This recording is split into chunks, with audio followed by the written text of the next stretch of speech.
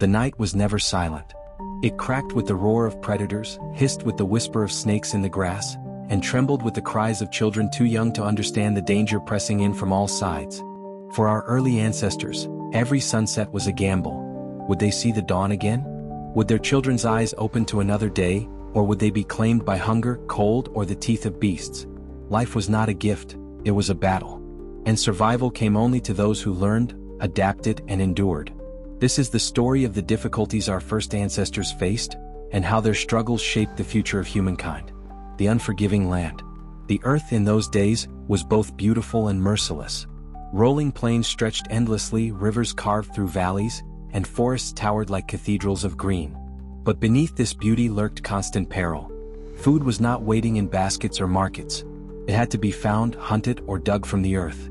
Families roamed great distances under the burning sun or in the freezing wind, their feet blistered, their stomachs hollow. For every meal there was a chase, a search, a fight. A berry could be sweet and nourishing, or poisonous. A root might fill a stomach, or kill silently by morning. Water, clear and sparkling in the sunlight, might carry disease invisible to the eye. Even when food was found, it was never enough. Children often cried themselves to sleep with hunger. Mothers sacrificed their own share for their young, and fathers returned from hunts with empty hands, their faces marked by shame. Starvation was a shadow that never left their side. The hunt for survival. To feed a family meant facing danger head-on. Imagine a group of hunters, barefoot, with spears sharpened by stone, creeping toward a herd of bison. These beasts are massive, their hooves pounding like drums on the earth, their horns curved and sharp. One wrong step, one false move, and the hunters would not return. Some hunts ended in triumph, meat roasting over fire, laughter echoing through the night. But others ended in tragedy, broken bones, crushed bodies, blood staining the grass. Even smaller prey brought risks. A wild boar could gore a man in an instant. An angry mother animal, defending her young, was as dangerous as any predator. And predators themselves, lions, leopards, hyenas, often watched the hunt, ready to steal the kill or strike at the hunters. For every piece of meat that reached a child's lips, there was sweat, fear, and often blood. Fire, friend and foe. Fire was salvation, but it was also danger. To keep warm during long nights, to cook food, to frighten predators, fire was essential. But fire could also betray them. A stray ember might catch dry grass, and in minutes the flames could consume an entire camp. Children too curious might reach too close and be scarred for life. And for those who had not yet mastered fire, its loss was a catastrophe. A rainstorm could extinguish it. A careless hand could drop the last burning branch. Without fire, the night belonged to the beasts, and the cold crept mercilessly into their bones. Every family lived with the knowledge that one mistake could cost them everything. Shelter in the relentless storms. Home was not guaranteed. Some families lived in caves, their walls echoing with the drip of water and the growl of unseen creatures. Others built fragile huts of branches, mud, and skins. But storms came with little warning, winds tearing roofs apart, rains flooding the ground, lightning splitting trees. In winter, snow buried the land, turning paths into white voids and rivers into solid ice. Children froze in their sleep.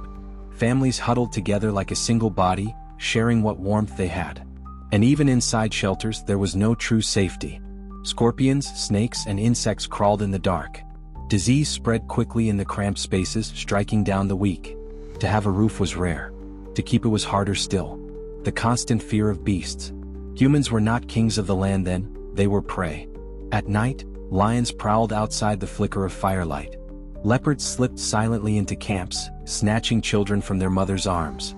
Hyenas laughed in the distance, their eyes glowing as they circled the weak. Even in daylight, danger followed. Crocodiles lurked beneath river waters. Wolves trailed families across the plains. A rustle in the grass might mean a snake coiled and ready to strike. For parents, the greatest fear was not their own death, but the loss of their young. A single moment of distraction could mean a child dragged away, never to be seen again. Every sound in the night, every shadow in the grass, carried the weight of fear. Sickness and death. Illness was a mystery no one could explain. A child might cough for days, grow weak, and then simply stop breathing. A scratch from a thorn could swell, darken, and consume a life with fever. Women often died in childbirth, their cries fading into silence as newborns were left to the care of grieving families.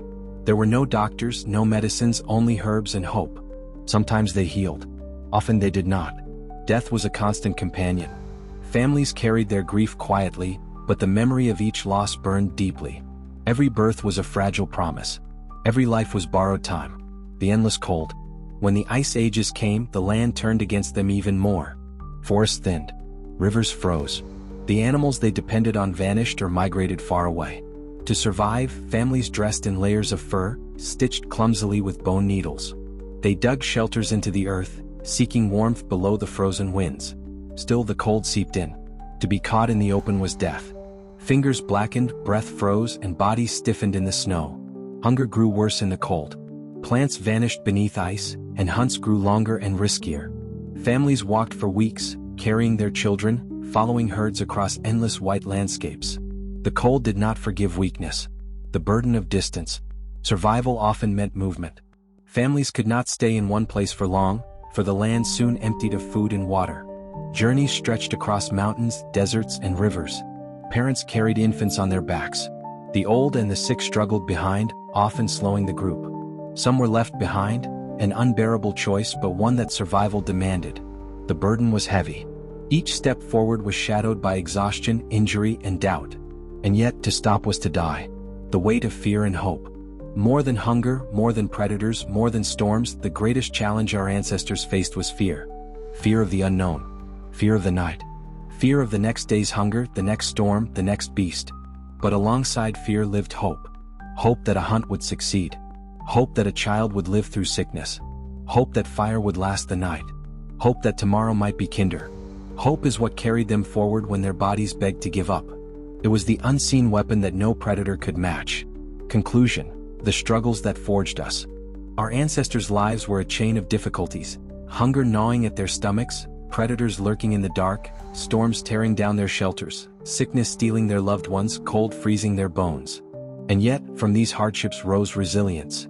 From suffering grew strength. From endless loss came an unbreakable will. They did not merely survive, they endured. And in enduring, they gave us the world we live in today. Every warm bed, every safe home, every shared meal we enjoy is a gift carved from their struggle. The story of their difficulties is not one of despair, but one of triumph. Because through all the dangers, through all the fear, they kept moving forward. They kept fighting. They kept living. And in doing so, they became us,